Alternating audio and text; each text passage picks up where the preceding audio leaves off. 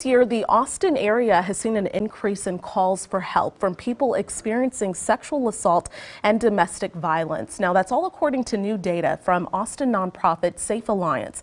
KXAN's Alyssa Goard takes a closer look at the increase and why the pandemic is a factor.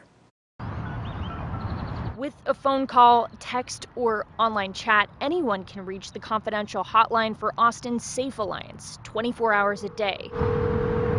SAFE offers shelter and services for those in the Austin area who've experienced violence or abuse. The nonprofit's numbers show more people reached out to the SAFE line than ever before this year. We, in the very beginning, recognized that this was going to be like a perfect storm of awfulness for all things associated with violence and abuse in the home. The SAFE line was contacted more than 14,000 times in 2017, 17,137 times in 2018, 17,268 times in 2019, and between March 2020 and February 2021, 21,964 times.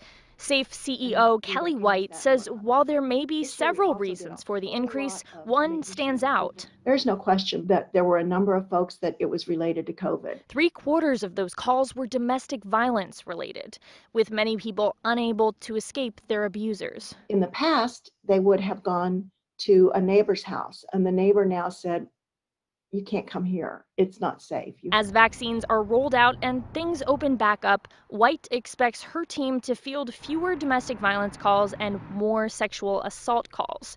White believes the rise of hotline calls now means more people in Austin are needing support. Stay in touch with your neighbors. Stay in touch with your family. Alyssa Goard, KXAN News.